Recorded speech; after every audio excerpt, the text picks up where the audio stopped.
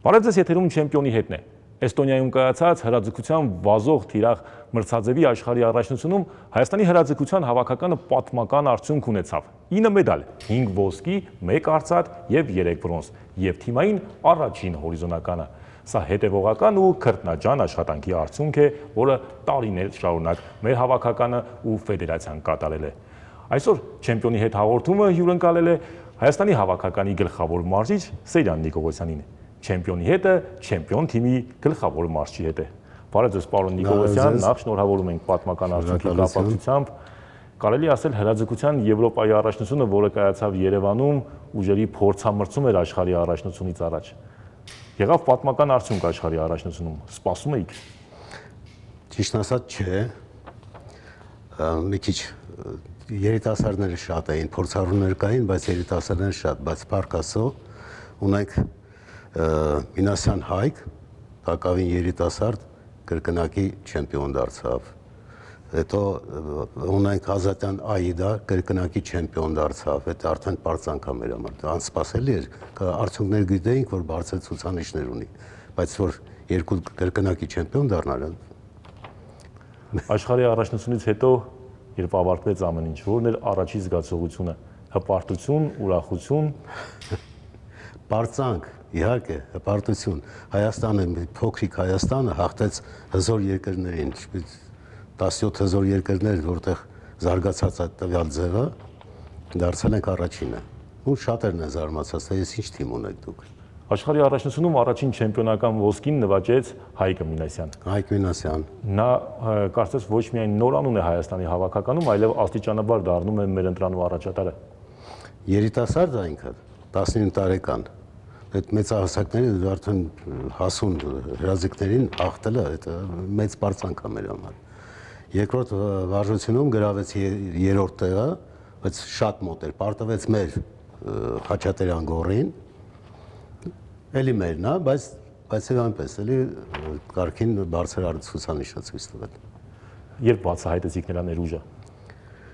Եվրոպայի առաջնությունից։ Եվրոպայի առաջնությանը մասնակցեց, գրավեց առաջի տեղ։ Հայաստանի չեմպիոն, կամաց բացանալով,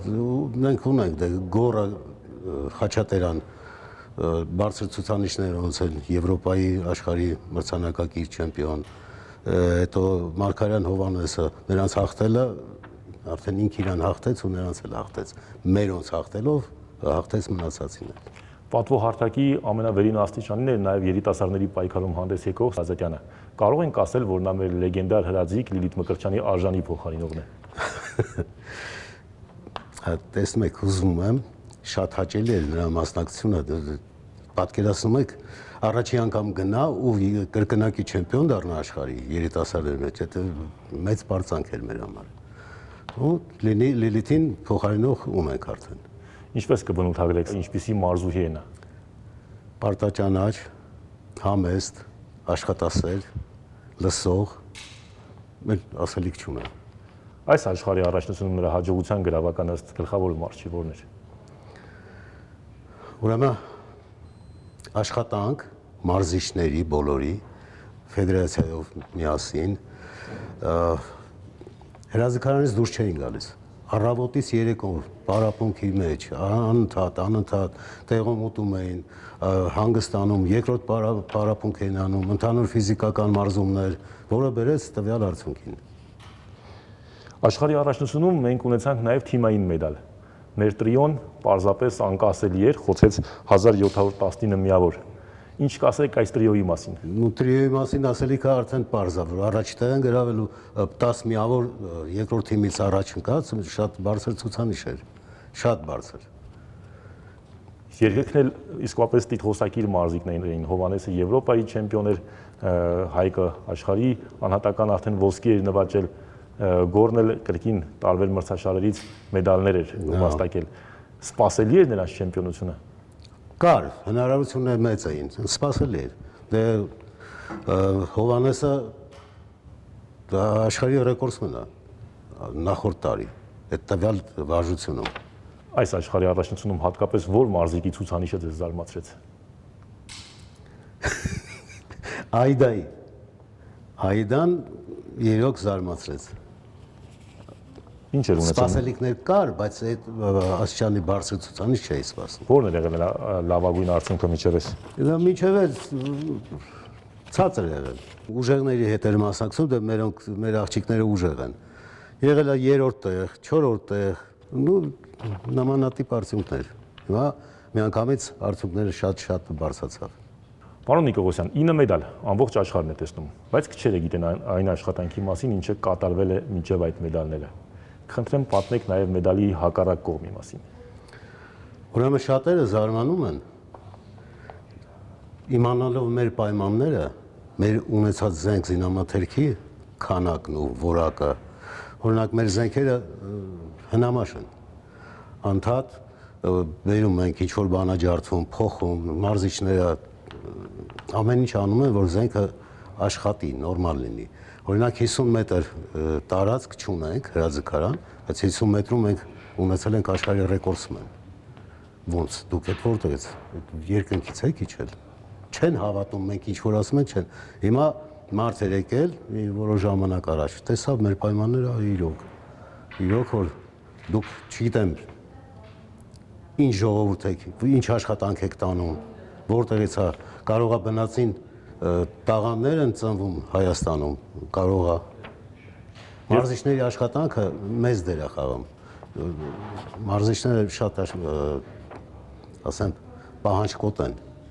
Ամեն մի բանի հետևից ընկնում են, այս ծուռ եղավ, այս մեկը ուղղեմ, անպայման տեղ հասնեմ, արագությունը չափում են արագաչափով, որ միլիմետր բռնի։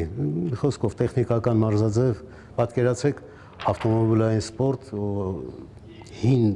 մեքենան մրցի նոր մեքենայի հետ։ Ցածր որակի բենզին վառելիք ունենա լավ որակի բենզինով։ Ու պատկերացրեք համեմատում եմ։ Հիմա մենք փառք Աստծո աշխատանքը տարվում է ֆեդերացիայի նախագահով, գլխավոր քարտուղարով, մարզիչներով։ Երբ թիմային հաշվարկով առաջին տեղ գրավեցինք, ինչ էր խոսում աշխարհը ու հրաձգության աշխարհը մեր մասին, մենք փաստացի հաղթեցինք երկրների Ֆինլանդիայի, Հունգարիայի, Լեհաստանի, որոնց բյուջեն սպորտային բյուջեն միայն 10 անգամ մեզնից շատ է։ Ես ասում եմ զարմացած, ուղղակի զարմացած։ Ապրեք դուք, ես ինչ թիմ ունեք, բան համախմբված, մեկը մեկին օգնի, միանգամից մեկին ինչ որ բան չի բավականացնում, վազեն, բերեն, հասնեն։ Ես ասում եմ զարմացած։ Պարոն Նիկողոսյան, այս մասին մենք չենք խոսել թերևս մեր ոչ մի հարցազրույցի ժամանակ, հիմա կուզեմ անդրադառնանք։ Եթե վերադառնանք հաղթանակին, այս հաղթանակի բաղադրիչին, որտեղ սկսվեց կայծը, երբ սկսվեց այդ հաղթանակների սկիզբը, երբ դրվեց այդ հաղթանակների սկիզբը։ Հաղթանակների սկիզբը շատ տարիներ առաջ է դրվել։ Վազող թիրախ ձևը կորել էր մեր մոտ։ Դինամո հրաձգարանում կար մի կիսամաշ այդ այսպես ասեմ մեքենա շարժական, բերեցինք, Գալոյան Արամ ունենք, մահացել է ողորմի, բերեցին, հավաքեցին առաջի հարկում, զենք չկար, օպտիկական սարքեր չկար, փամփուշտ չկար, կամաց առաջ տարվեց, գումար հատկացվեց, գումարով ձեռք բերվեց ինչ-որ բաներ ու առաջ գնացինք։ Առջևում կրկին կարևոր մրցաշարեր կան, իսկ շուտով սկսվելու են նաև վարկանիշային մրցաշարերը օլիմպիական խաղերի համար։ Աշխարհի առաջնություն։ Ոնց է Հայաստանի հավաքականը պատրաստվում դեպի Լոս Անջելես տանող ճանապարհին։ Ներկայապահին մենք մի քիչ հանգիստ ենք թողել, քանի որ տեսնում եք, այս վերանորոգում դուրս էլ չենք կարողանում գնանք, պայմաններ են չեն, ուզում ենք գնայինք Եգիպտոսի կողմ, Քաթար, որտեղ որ աշխարհի առաջնությունն է պատերազմական իրավիճակ, ուսումնամարզական հավաք կազմակերպենք։ Սեպտեմբերից ցանկություն կա Լեհաստանում կազմակերպել ուսումնամարզական հավաք, արդեն 50 մետր, 25 մետր, 10 մետր ձևերում։